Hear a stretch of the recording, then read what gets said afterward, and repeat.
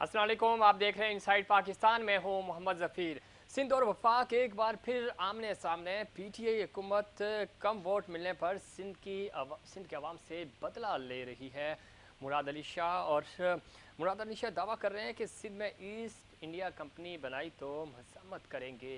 दूसरी तरफ सिंध में गवर्नर राज की तैयारियां हो रही हैं। ऐसी ख़बरें गर्दिश करती हैं। इसमें कितनी सदाकत है और क्यों पाकिस्तान तहरीक इंसाफ ये चाह रही है कि वो सिंध में पाकिस्तान पीपल्स पार्टी को टफ टाइम दे और वो इस तरफ लेके जाए कि मामला जो हैं वो गवर्नर राज की तरफ जाएं। इस पे ख़ास तौर पे पाकिस्तान तहरीक इंसाफ की तरफ से असद उमर साहब ने कहा है कि ऐसी कोई बात नहीं है, पाकिस्तान पीपल्स पार्टी ने सूबे में कुछ नहीं किया, जिसकी वजह से उन पर प्रेशर है और वो इस तरह की खबरों में का सहारा ले रहे हैं। और डेवलपमेंट के नाम पे सिंध में ₹1 का काम भी नहीं हुआ। लेकिन यहाँ सवाल ये पैदा होता है कि क्या वफाक ने जो 162 अरब रुपए का पैकेज दिया था, 1100 अरब रुपए का पैकेज दिया, फिर 900 अरब का ऐलान किया, ये वो पैकेजेस हैं जो हमें कराची में सिंध में नज़र नहीं आ रहे। इसकी क्या वजह है? क्यों कराची जो है वो वफाक और सिंध की तरजीहात में शामिल नहीं है? सिंध हुकूमत दावा कर रही है कि वफाक हमें फ़ंड्स नहीं दे रहा। दूसरी तरफ बजट के हवाले से अपोजिशन जमातें हुकूमत पर तनकीद कर रही हैं, महंगाई बढ़ती जा रही है और हुकूमतों का ये दावा है कि ये बजट भी IMF दोस्त बजट होगा। दूसरी तरफ वफाकी हुकूमत ये दावा कर रही है कि हम आवाम को रिलीफ देंगे। वज़ीर-ए-आज़म बार बार ये कह रहे हैं कि इस वक्त आवाम को हम खुशखबरियाँ सुनाएंगे। देखना यह है कि क्या ये बजट वाकई में आवाम दोस्त साबित होगा या नहीं, हुकूमत की तरजीहात में आवाम शामिल होंगे या नहीं। और चूँकि कोरोना की वजह से बहुत ज़्यादा बिज़नेस मुतासर हुआ, क्या बिज़नेस तबका भी इस बजट से फ़ायदा उठा सकेगा या नहीं, इन तमाम इश्यूज़ पर बात करेंगे। आज हमारे साथ स्टूडियो में मौजूद हैं जनाब बैरिस्टर अली ताहिर साहब, सीनियर कानूनदान हैं, सीनियर तज्ज़ियाकार हैं। खुश आमदीद कहते हैं बैरिस्टर साहब आपको शो में।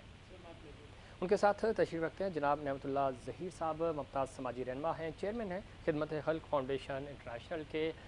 हाजी साहब आपको भी खुश आमदीद कहते हैं। उनके साथ तशरीफ़ रखते हैं जनाब एडवोकेट अली रज़ा शाह साहब, सीनियर कानूनदान हैं, सीनियर रहनुमा हैं GTA के। शाह साहब आपको भी खुश आमदीद कहते हैं। बैरिस्टर साहब किस तरह देखते हैं जब हम सिंध की बात करते हैं, सिंध और वफाक डे फर्स्ट से जब से ये हुकूमत आई है, दोनों जमातें जो हैं वो एक पेज पे कभी भी कोई कोऑर्डिनेशन नहीं है। हालांकि ज़ाहिर नज़रियाती तौर पे दोनों अलग अलग जमातें हैं, लेकिन वफाक के अंडर आता है सूबा भी, और इस सूबे को फ़ंड्स देना जो कि पाकिस्तान पीपल्स पार्टी दावे कर रही है हमें फ़ंड्स नहीं मिलते, हमारे साथ ज़्यादती हो रही है। आप किस तरह देख रहे हैं, वाकई में पाकिस्तान पीपल्स पार्टी के साथ ज़्यादती हो रही है या ये सिर्फ अपनी कारकर्दगी को छुपाने के लिए ऐसा कर रहे हैं?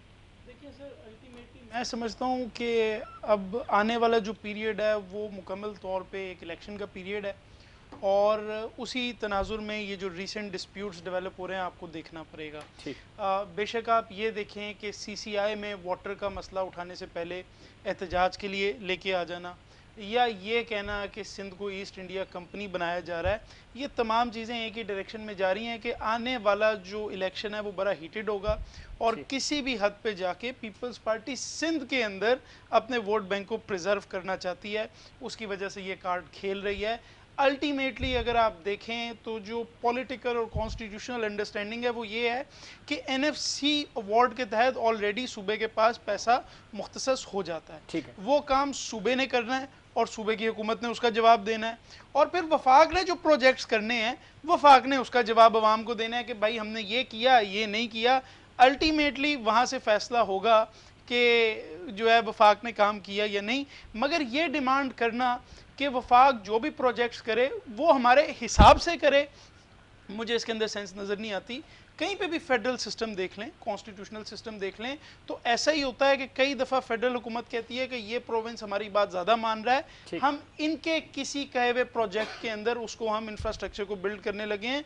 कई जगह पे वो कहते हैं कि नहीं, ये हमारी लाइन को टो नहीं कर रहे, तो हम यहाँ पर इस प्रोजेक्ट के ऊपर यूं काम नहीं करेंगे, हम इस प्रोजेक्ट के ऊपर इस तरह से काम करेंगे।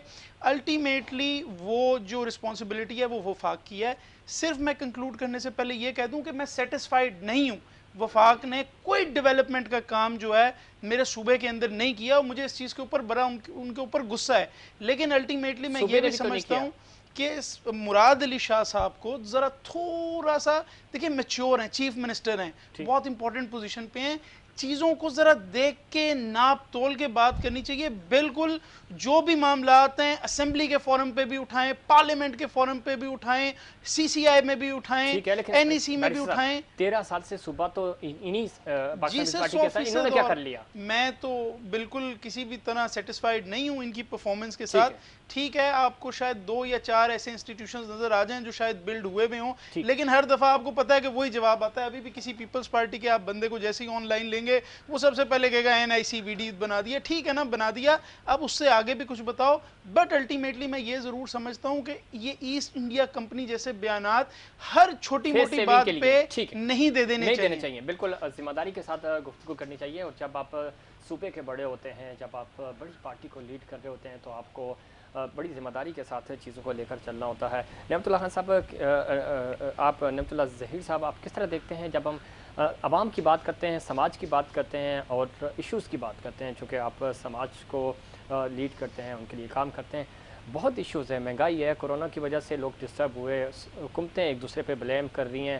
آپ عوام میں ہوتے ہیں, آپ سمجھتے ہیں کہ عوام کو ریلیف ملا ہے یا صرف یہ دعوے ہی ہے؟ دیکھیے بہت شکریہ. عوام کے ساتھ تو پچھلے اب 30-40 سال سے یہ سلسلہ ہو رہا ہے. عوام کے ساتھ زیادتی ہو رہی ہے. کبھی ہم نے یہ نہیں دیکھا کہ پاکستان میں عوام کو کوئی اچھا ریلیف ملا ہو. کبھی ایک دور میں ایک کارڈ ایشو کر لیتے ہیں, اگلا دور میں پھر دوسرا کارڈ ایشو کر لیتے ہیں, 12,000 10,000 8,000 لوگوں کو ذلیل کرا کے لینوں میں کھڑا کر کے اور یہ دے رہے ہیں. یہ کہاں کا انصاف ہے؟ آپ چلے جائیں دوسرے ملکوں میں چلے جائیں, ان کو گھر پہ پیسے ملتے ہیں, ان کے اکاؤنٹ میں مل جاتے ہیں. کیونکہ جب تک آپ کی عوام یہاں پہ ان کو امن و امان کے لحاظ سے, ہیلتھ کے لحاظ سے, ایجوکیشن کے لحاظ سے, آج کل تو میں دیکھ رہا ہوں بچے بھوک سے مر رہے ہیں, ان کو دودھ نہیں مل رہے ہیں, تو عوام کی کہاں پائے گا ہے؟ اس کے ذمہ دار حکمران نہیں ہے, چاہے وہ صوبائی ہوں یا وفاقی؟ حکمران ہیں. آپ کے سندھ حکومت یہاں سے 25 سال سے بیٹھے ہوئے, کیا کیا؟ میں ابھی آ رہا ہوں آپ کے اسٹوڈیو میں کتنی مشکلات سے پہنچ رہا ہوں. روڈز ہے نہیں, فلاور ہے نہیں, ایسی نام نہاد وہ بنا رہے ہیں. بلوچستان کا حالات اٹھا لو آپ, ایک آپ کا پنجاب مان رہے شہباز شریف نے کچھ کام کیے. یہاں تو یہ 25 سال سے بیٹھے ہوئے ہیں. اور آپ کے بلوچستان میں کبھی دن میں پارٹی تبدیل ہو جاتی ہے, رات میں دوسری پارٹی بن جاتی ہے, وہ آ جاتے ہیں. مکمل میں اس چیز پہ آ رہا ہوں کہ عوام کیوں انقلاب کے لیے نہیں اٹھ رہے؟ عوام کو اٹھنا چاہیے انقلاب کے لیے, آواز اٹھانا چاہیے. کیسے اٹھیں گے عوام؟ انقلاب کس کے ساتھ لے کے آئے؟ طاہر القادری کے ساتھ جائیں, عمران خان کے پاس آئے, تبدیلی کے نام پہ آئے, ان کے ساتھ دھوکہ ہو گیا. یہ روٹی کپڑا مکان کے ساتھ آئے, یہاں دھوکہ ہو گیا.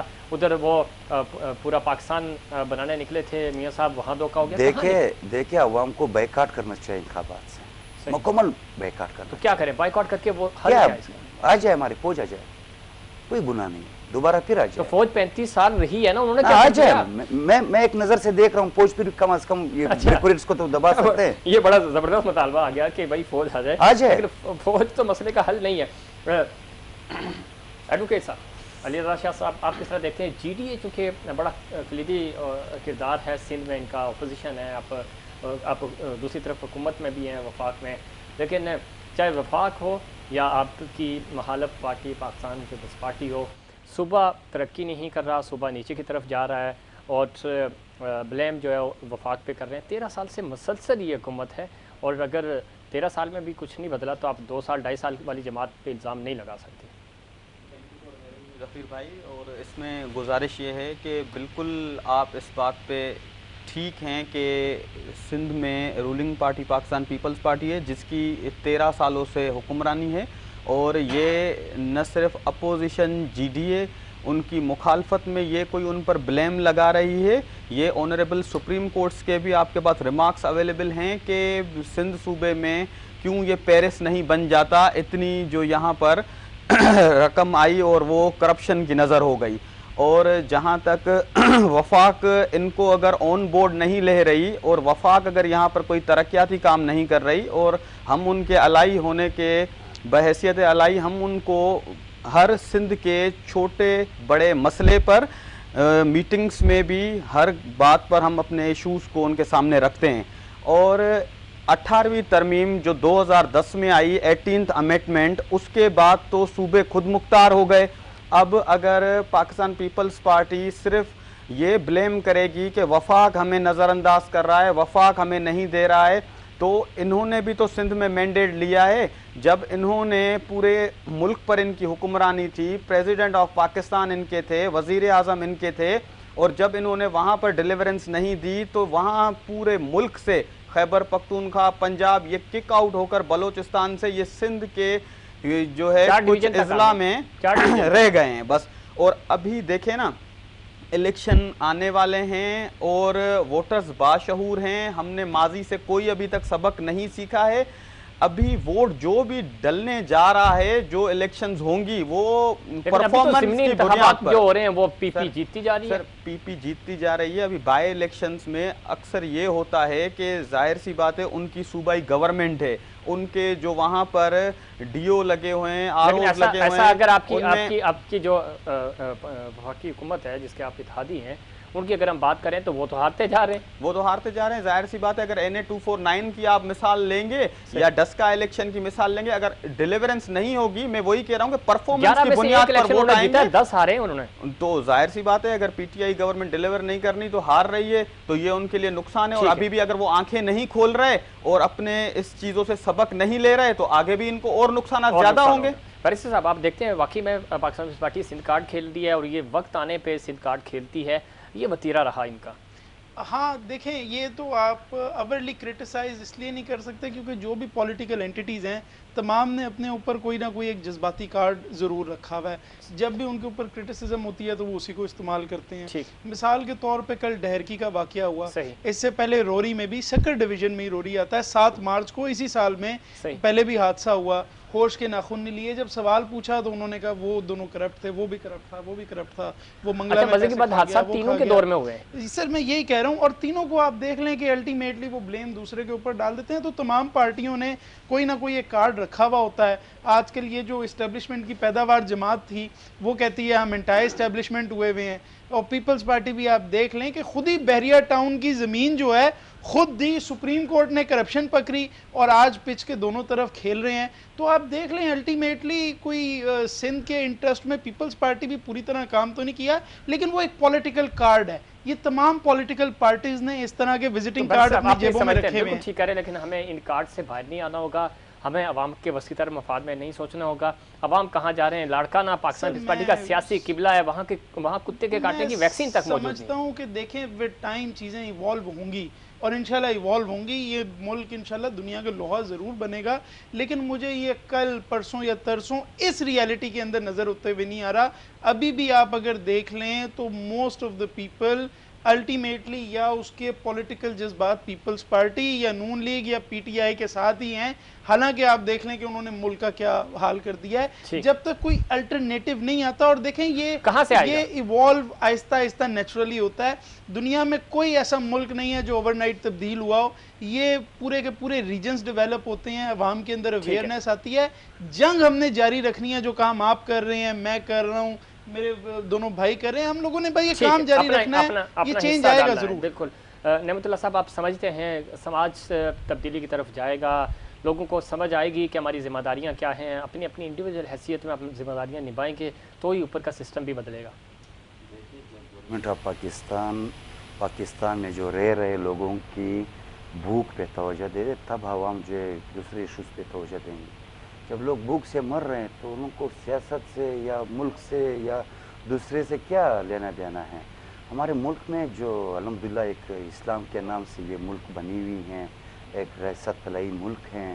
پہلے انہوں نے آواز لگایا کہ مدینہ ریاست ہوگا, قادری صاحب آیا تھا, میاں صاحب آیا تھا, پیپلز دور تھا.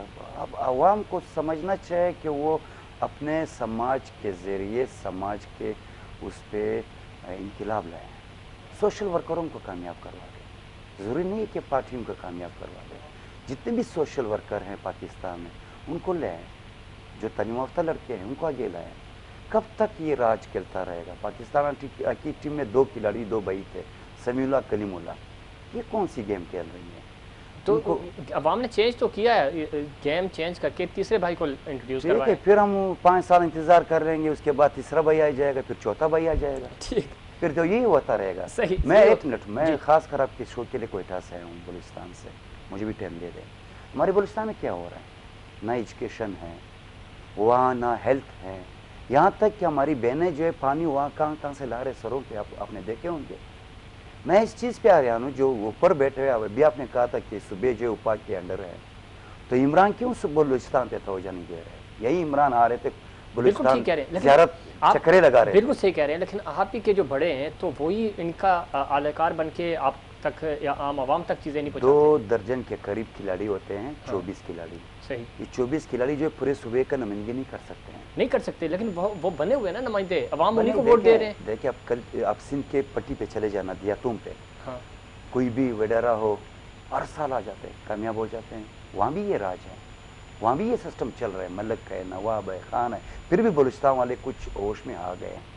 पश्तून बेल्ट जो हैं, बलूच बेल्ट अभी भी तक इसी चीज़ में फंसा हुआ है। सही, तो बहुत समाजी तौर पे आप कह रहे हैं कि आपके साथ ज़्यादती हो रही है, और बिल्कुल हो रही है, इसमें कोई शक नहीं। हमारे बाकी जो पैनलिस्ट हैं वो भी आपकी इस चीज़ से इत्तफाक करेंगे, लेकिन तब्दीली कैसे आएगी? चाहे बलूचिस्तान की बात करें, अंदरूनी सिंध की बात करें, अंदरूनी पंजाब की बात करें, KPK की बात करें, सवात की बात करें, आम आवाम जब तक शऊर नहीं हासिल करेंगे, वो अपना सही हक इस्तेमाल नहीं करेंगे, जब तक तो ये इसी तरह के, चाहे वो आप उनको वडेरे कहें, चाहे उनको आप खान कहें, सरदार कहें, तो वो फिर वही लोग सिलेक्ट होते रहेंगे। अवाम का ताकत अवाम के पास होना चाहिए, नौजवान क़यादत होना चाहिए, मुल्क में अभी नौजवान क़यादत होना चाहिए। ये लास्ट हमारे पास ऑप्शन है, क्योंकि इससे पहले कोई आपने देखा होगा कि भाई आज़ाद उम्मीदवार नौजवान कोई अक्सरियत है, नहीं है।